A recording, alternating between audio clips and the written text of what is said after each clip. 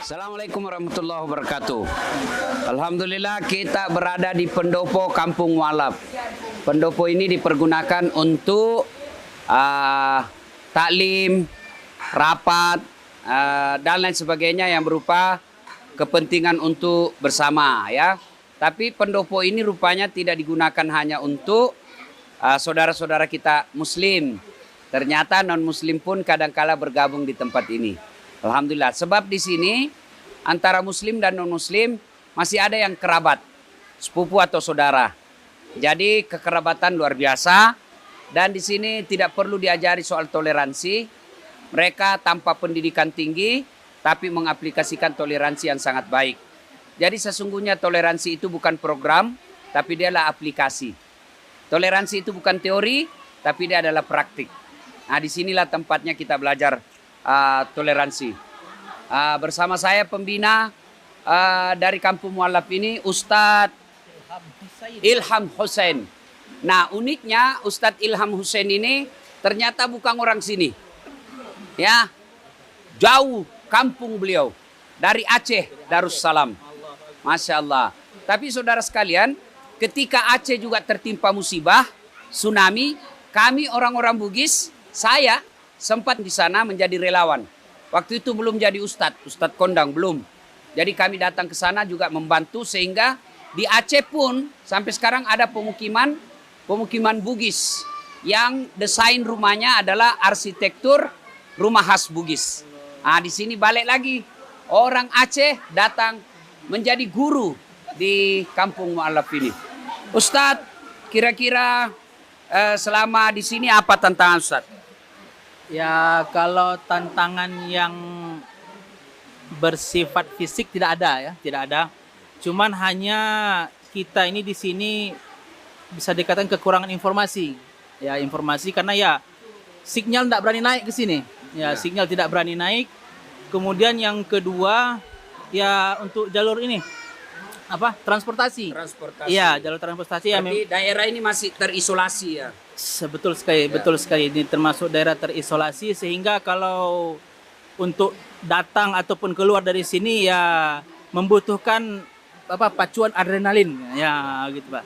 Kalau untuk tantangan mungkin fisik tidak ada karena masyarakat Mualafnya sendiri ya selama saya di sini mereka punya semangat belajar bagus. Mereka punya semangat keingintahuan terhadap ilmu-ilmu agama itu bagus sehingga bukan hanya dalam majelis taklim saja mereka belajar, bahkan ketemu di bawah rumah pun mereka, Ustadz, ada yang mau saya tanyakan, bolehkah? Sehingga sampai seperti itu.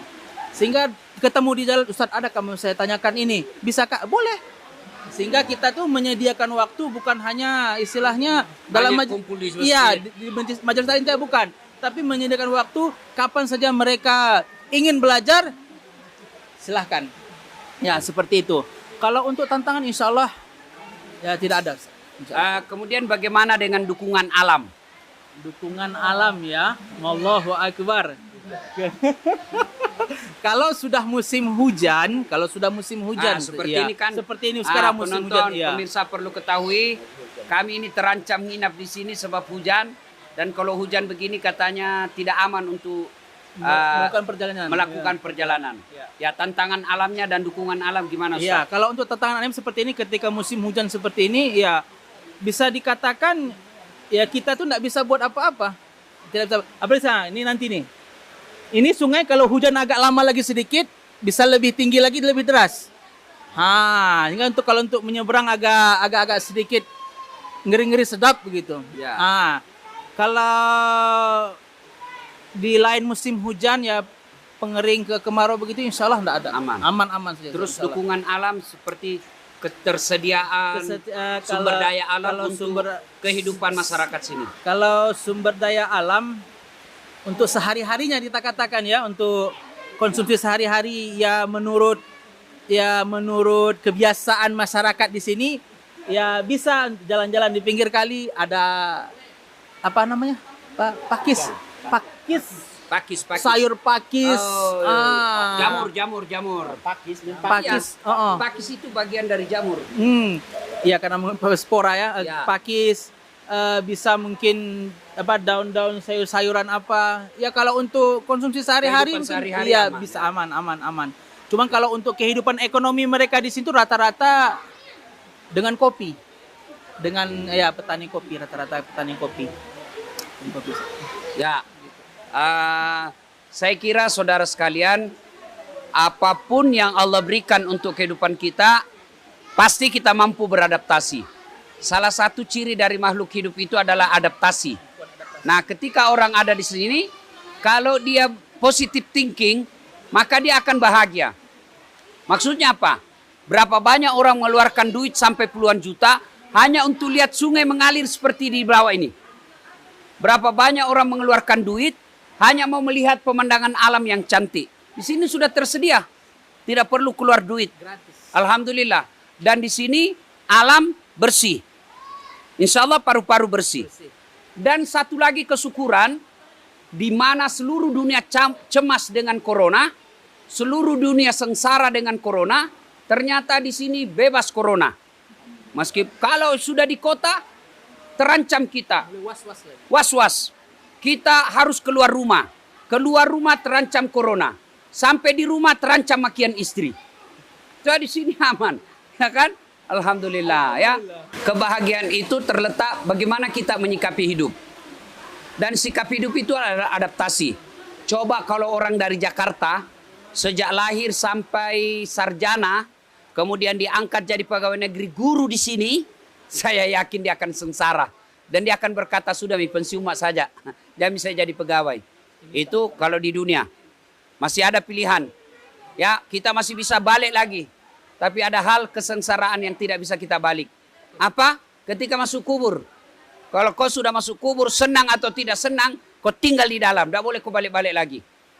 Nah, di sini, alhamdulillah, kalau kita mampu mensyukurinya, mampu beradaptasi, tidak akan membuat sengsara.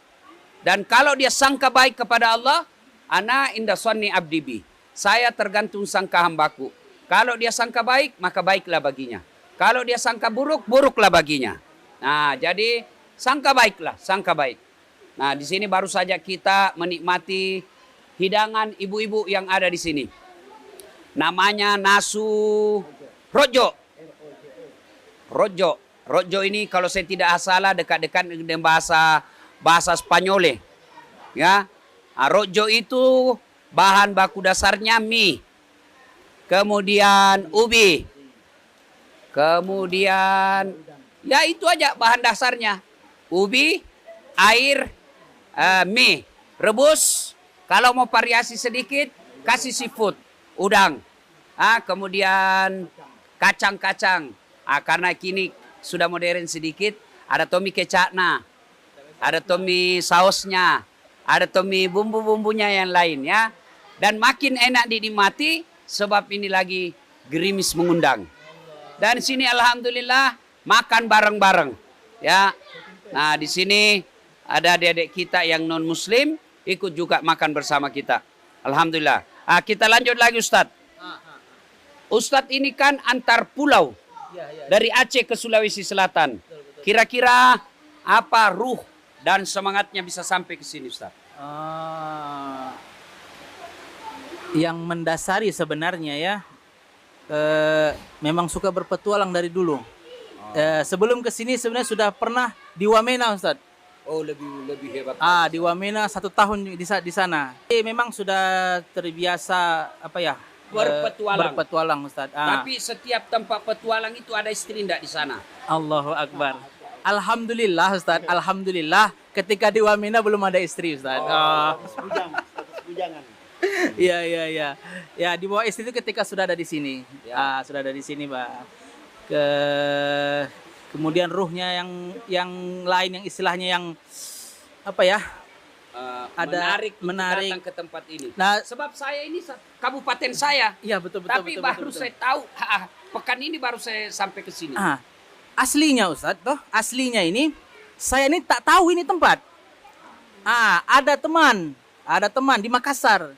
Dia panggil, Ustadz, mau tidak ke pedalaman? Boleh, saya bilang. Diketemukan kita ada 1 orang dosen di Makassar, Profesor Dr. Samsul Bahri.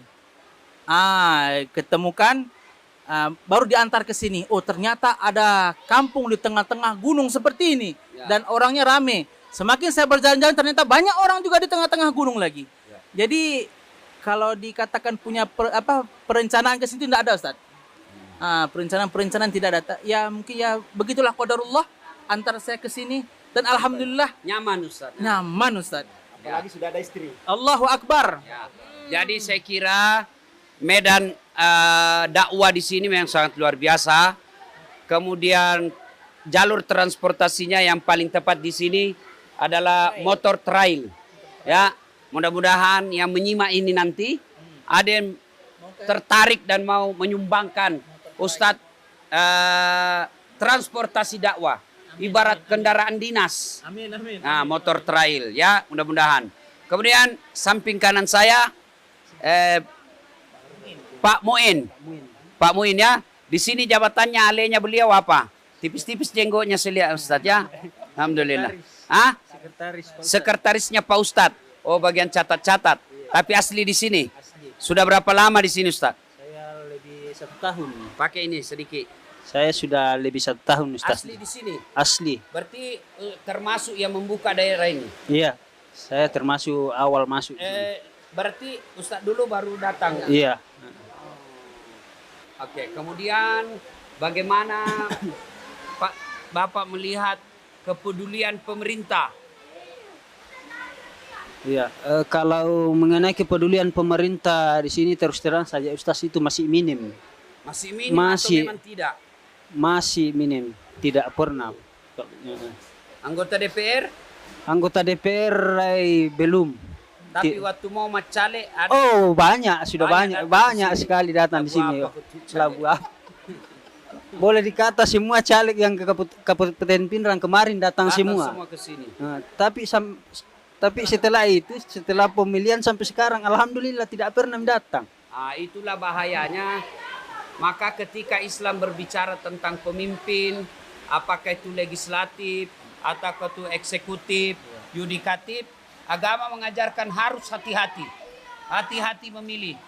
Karena terutama dalam hal jangan memilih pemimpin yang munafik. Maka dia Nabi bersabda, ayatul munafiqina dzalaza. Tanda-tanda munafik itu ada 3.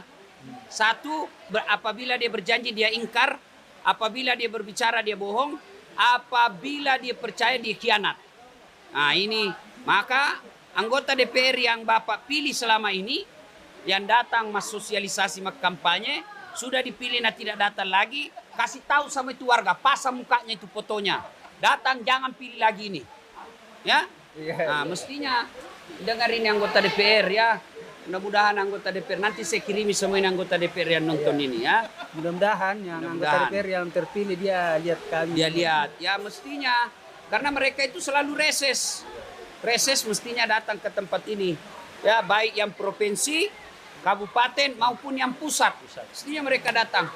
Ya minimal datangnya kalau tidak membawa bantuan datang menunjukkan keseriusannya bahwa mereka datang dan peduli. Kemudian untuk kemajuan kampung ini apa yang Pak Sekretaris anggap mendesak? Yang sekarang itu Ustaz, sekarang itu jembatan. Oh, iya, karena musim hujan. Jadi kadang kita tidak bisa lewat kalau air, iya, kalau airnya naik. Iya. Kemudian selanjutnya ya masalah ini jalan masuk, bagaimana caranya supaya bisa pengerasan supaya mobil bisa lewat. Iya. Kalau fasilitas ibadah? Kalau fasilitas ibadah ya tempat wudhu. Tempat wudhu Iya, ya? tempat wudhu belum ada sampai sekarang. Iya. Insyaallah mudah-mudahan kita upayakan ada tempat wudhunya. Terus bagaimana proses pernikahan di sini? Kalau proses pernikahan di sini, Ustaz baru 1 kali yang baru selama ada di kampung iya. baru 1 kali menikah. Iya, baru 1 orang. Iya. Di sini mana lebih banyak laki-laki dengan perempuan? Gadis dengan cowok? Mana lebih banyak? Banyak perempuan. Alhamdulillah. Kalau banyak perempuan aman. Tapi kalau banyak laki-laki bisa terjadi perkelahian. Kalau perempuannya banyak. Terus bagaimana dengan budaya menikah? Kalau budaya menikah di sini ya sama. Ya enak Ustaz di sini kadang-kadang yang kita enak di sini karena kalau menikah itu menarik. Menarik. Kami sebagai laki-laki tarik animisme untuk masukkan Islam. Dan di sini keistimewaan kita. Oh, yang tadinya sebenarnya ini tadi sebelum Muslim animisme ya? Ya, animisme. Terus maksud saya proses pernikahan ini kan kalau kita di kota di Bugis ya, di kampung-kampung orang Bugis, uang panai, pesta, pasolo. Bagaimana kalau di sini? Sama Justas. Di sini juga pakai uang panai itomi. Masuli mah tuh. Masoli. Kalau baru Ustaz yang dari pembina dari sini Ustaz 30 juta. Jadi dia dapat pembina di kampung Mualaf, dapat jodoh orang Patambia, jadi dia mau. Ya. Hampir sama Justas. Ini banyak anak muda saya bawa ini. Kalau dia dapat jodoh di sini perlu perjuangan keras. Jo mau kolam mendek mas Solo dikiring kanan orang ini. Ya, alhamdulillah ya. Mudah-mudahan kehadiran kami di sini akan rutin. Ya, karena kekuatan kita sesungguhnya ada pada silaturahmi. Dan silaturahmi itu melahirkan kekuatan. Dan kekuatan itu melahirkan kemampuan. Semakin sering silaturahmi, makin ada persatuan. Makin ada persatuan, makin besar kekuatan. Makin besar kekuatan, makin mampu kita berbuat apa saja. Insya Allah. Ya, terima kasih Pak Sekretaris. Terima kasih Pak Ustadz. Terima kasih ibu-ibu atas sidangannya. Mudah-mudahan hujan mereda. Kita bisa balik hari ini. Sebenarnya pemirsa ini tidak jauh dari kota Pindrang. Tidak sampai 50 km. Lebih ya. Lebih ya. Sekitar 60 km. Ya kalau jalan mulus sebenarnya 2 jam cukup. Tapi karena ini jalannya tidak bagus sehingga ya membutuhkan kekuatan fisik dan keberanian untuk sampai di tempat ini. Tetapi semakin berat tantangannya, semakin baik. Nah sebenarnya menurut yang kami dapat informasi, Kampung Mu'allaf ini bukan cuma di sini. Ada lagi yang lebih jauh, kurang lebih 1 jam perjalanan dari sini. Bukan waktunya yang jadi masalah, tapi arena lintasannya, jalannya yang makin jauh. Lebih ekstrim lagi. Ya, kalau ekstrim saya juga Ustadz, melewati medan dakwah sudah luar biasa. Saya kalau pesisir Kalimantan, yang kita lewati sungai. Saya beberapa kali melewati sungai, bukan sungai seperti ini ya, sungai pegunungan. Tapi sungai-sungai pelaut, melewati buaya berjemur. Buaya berjemur, kita lihat buaya. Tapi yang hebatnya juga ini, yang bawa perahu bukan perahu speedboat, katinting. Ya, yang dia bilang yang penting tidak diganggu. Mereka tidak akan mengganggu. Ya, belum lagi di tengah hutan, tiba-tiba kempes ban, tidak bisa ganti ban. Bermalamlah kita di tengah hutan. Semua sudah dilewatin. Ketinggalan di tengah hutan. Ya, semua sudah dilewati. Tapi saya selalu berbesar hati dan semangat karena saya yakin semakin besar tantangan dakwah, semakin mulia di sisi Allah. Ya, nah, kan orang bilang begini, semakin tinggi pohon, semakin kencang angin. Jadi kalau mau makin tinggi, siap-siap diterjang angin. Kalau tidak mau diterjang angin, jadi rumput. Tapi kalau jadi rumput, siap-siap diinjak orang. Masing-masing ada risikonya, masing-masing ada tantangannya. Tapi sudah jauh ke ujung ini berkahnya Ustaz. Ya. Batu Surah. Alhamdulillah. Ya. Nah ini semua berkah dari corona. Karena corona, saya tinggal di kampung berhari-hari, dapat informasi sini, maka sampailah saya di sini. Andai saja tidak ada corona, barangkali belum sampai saya di sini. Alhamdulillah. Semua waman yusri yusra. Bersama dengan kesulitan, ada beberapa kemudahan yang Allah sertakan. Demikian. Assalamualaikum warahmatullahi wabarakatuh.